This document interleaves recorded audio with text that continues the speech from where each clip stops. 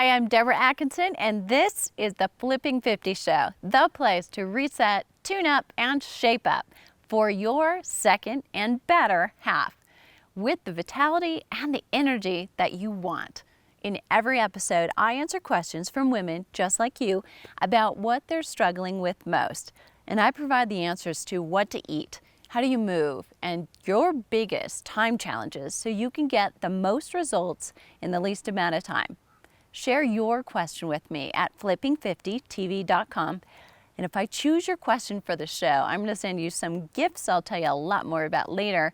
Even if I don't choose your question, you get the Muscles in Minutes guide for toning those hard to tone areas easily. What are you waiting for? Let's start flipping 50 together. Today's question is from Julie.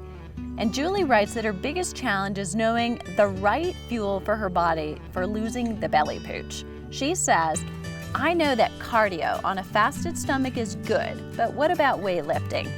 Should I eat something before strength training?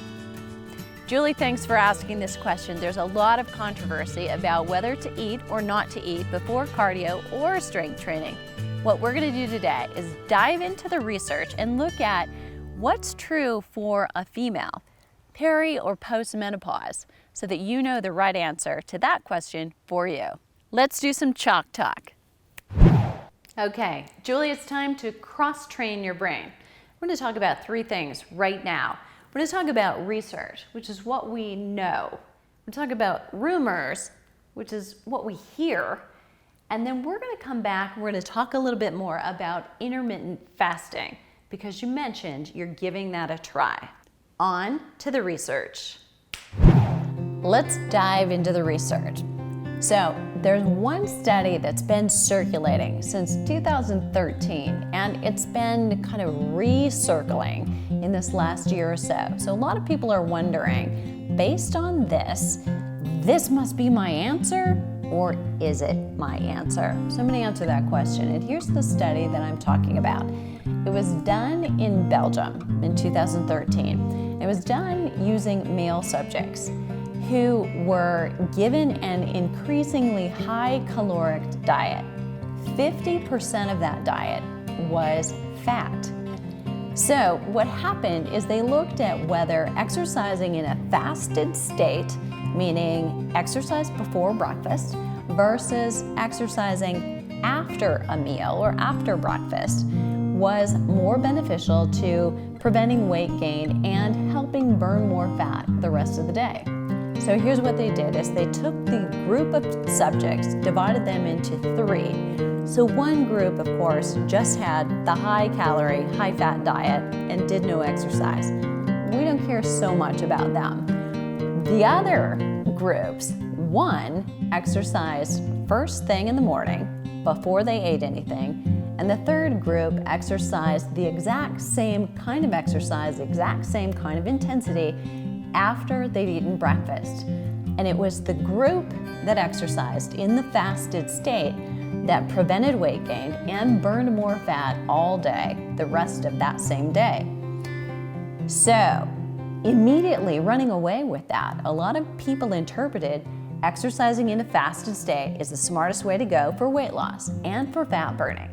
But here's my question to you. If you're going to be a critical thinker about that, you're not a male. The subjects in the study were male.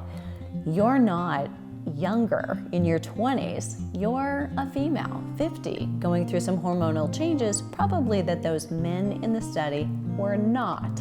And you're probably not eating an extremely high calorie diet on purpose regularly, with at least 50% of your calories coming from fat.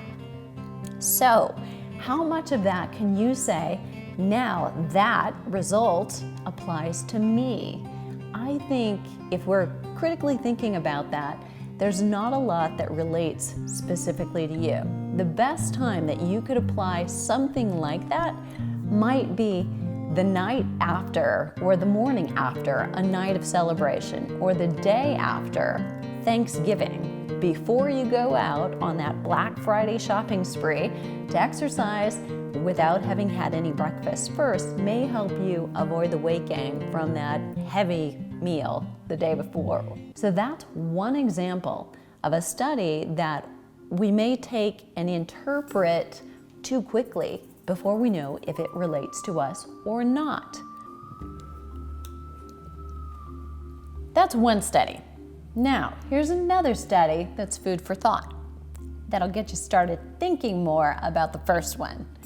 So the second study was done a little bit later, about 2014, and it was done on all females, young females in their 20s. So you already know, I hope, that you're gonna think twice about that and the relativity to you, but these were young women who were watching what they eat. So they had moderate to lower calorie diets. They were already active and exercising. But that study looked at whether exercising in a fasted state, no breakfast, and they exercise first thing in the morning, versus after breakfast, a little later in the day, same intensity and duration exercise, made a difference. And there was no significant difference in the results for either group. So the takeaway is, if you are already watching what you eat, you're trying to modify your diet, your portions, you're aware and conscious of what you're doing, and you're exercising, it may or may not matter, and it may be a personal preference. Now, let's talk personal preference. So you've got two studies that kind of give different and controversial evidence of what you should be doing. Listen to this extra degree of research. So in the last 30 years, most of the data that I've studied and the clients that I've worked with find that eating something before you exercise makes you or me work harder or work longer without thinking that we have. So if you're going to exercise and you're gonna feel better doing it, you're just naturally gonna be more inclined to return to it frequently and repeat. Whereas if it feels difficult, hard, uncomfortable, you're gonna stop sooner, you're gonna not work quite as hard, and probably not get as much results. So think about what's best for you. And I get asked this question a lot. So I wanna make sure that you're really clear on what you need to do, as opposed to just purely what the research says is best for fat burning. Because it can be the greatest advice in the world, but if you don't follow it, it won't help. All right, so now we're back. We're talking about intermittent fasting.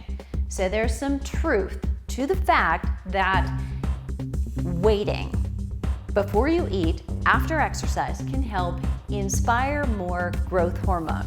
And that's really what intermittent fasting is all about. That and maybe a little gut help by giving it a break, not having to make your gut digest all the time, can be a great hormone reset. But what we need to sort out is what's true and what's rumor. So we're gonna look at the research about growth hormone. Here's what it says. The mistakes we make include eating fructose or foods with fructose in them too close to exercise, because that stops any change that might be positively happening in muscle because of the exercise you did and helps you store fat. Totally counter to the reason that you're probably exercising in the first place. So we want to avoid that, and here's a hint. You need to go and check your labels on your protein shakes and make sure that you don't have that word fructose on it, because a lot of the just randomly tested protein shakes on the counters that you and I might just buy because they look great may have fructose in them. So double check that right now, or maybe later. Stay here right now and listen to this. And I'm going to talk to you about what I do and how I schedule eating before, during, and or after exercise for my best results. Hi, and welcome to the Ask Deborah Show. Thank you so much for being here, Deborah. It's great to be here. How are you? It's going really, really great. Yeah, how about you? Awesome. I've been so excited about the first season of the Flipping 50 show. It's going really well. Cameraman, I love him, and can I just say, you look great. So now, what we really want to know is, what do you do? Do you eat before exercise? or not? And if you eat, what? Well, here's my morning. So typically I'm gonna exercise in the morning, but I get up and I'm most creative in those first couple of hours after I wake up. And if I don't use that time, it's just gone and I'm not nearly as creative later. So I get up and work. By the time I roll around to work out, I'm hungry. So I know I'm not gonna exercise as hard or as long if I don't have something first in my stomach. So here's what I do, and this is research-based. I have a simple protein shake right before, just enough to take the edge off. No fiber, it's not like a meal, but it's just simple and primes my muscles, so I get a great workout. In fact, we have footage of you making a simple shake. Check it out. So this super simple pre-exercise snack is the only time ever that I'll be telling you, don't put fiber in it, don't put fat in it, because what you want is something that really is easy to digest, just waves off any hunger pains while you're exercising. So it takes minutes. So I'm gonna add the protein powder. I'm gonna add a little bit of liquid stevia to sweeten it up a little bit. I'm gonna use coconut and almond milk today. Usually I do unsweetened. I have original here because I'm sure that's all there was right at the store to grab. And then last, I like to add ice just to make it a little bit colder. You could stop right here and this could be it. Milk, protein powder, a little bit of sweetener if you like it. But I'm gonna put in the ice cubes. That's it.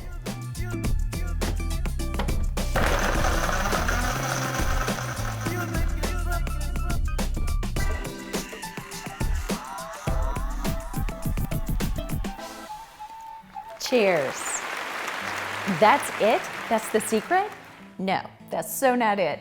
There's a second side to eating and exercise for best results. And most women make this biggest mistake. They'll exercise and then not eat anything or eat the wrong thing at the wrong time.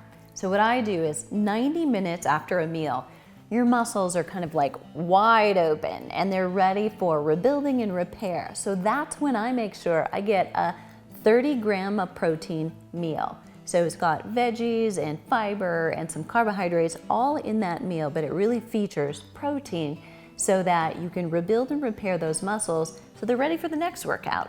And you've got high energy. So I make sure I either schedule the meal or I'm gonna make sure I have access to a shake that's got all the good stuff in it.